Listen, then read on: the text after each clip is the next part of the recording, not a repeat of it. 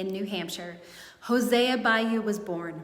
He was born on April 30th, 1771, to Maturin and Lydia Ballou. He was their 11th child. His father was a Calvinist Baptist preacher.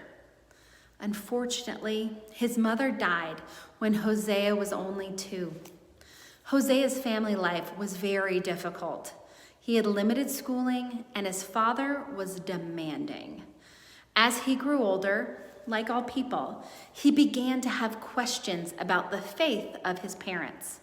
Hosea had started to read about Universalism. Remember that at the time, Universalism held up the belief that God loves all people and that all people are worthy just by being people. This is in direct contrast, though, to the Calvinist Baptist views of his father, and they often clashed. In one story, his father found him reading in the kitchen. Now, when he asked him what he was reading, Hosea replied that he was reading a Universalist book. This made his dad so mad that he told him to get that book out of his house. Hosea knew his dad was watching him, and so he put it on the woodpile.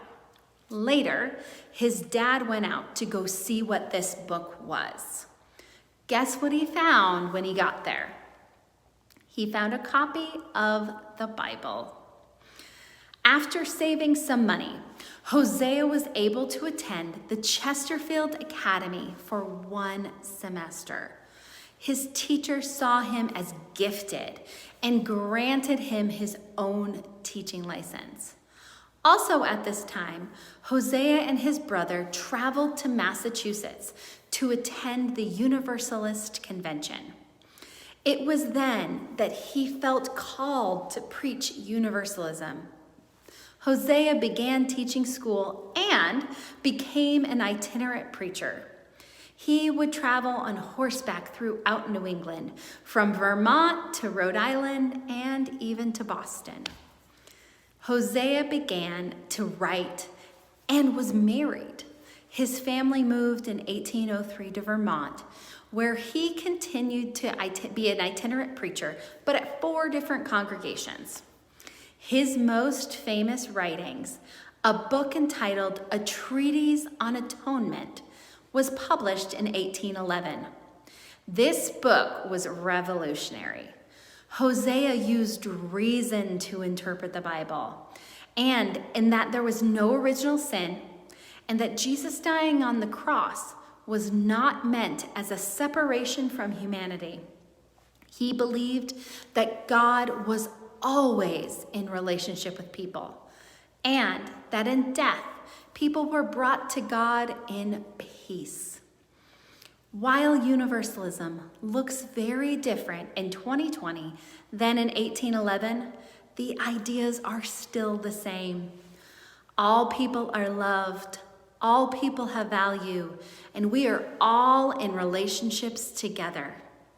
Hosea believed in forgiveness for people and that God forgave people like parents do of their children. Being this radical, though, Hosea also had his critics, including the Unitarians of Boston. William Ellery Channing, in particular, disliked Hosea's Universalist theology. Channing said that he had never seen, quote, a more irrational doctrine. While in print, they sparred regularly. They never actually had a personal relationship with one another. Throughout his life, Hosea was committed to studying and learning and changing his ideas again as he learned and thought more.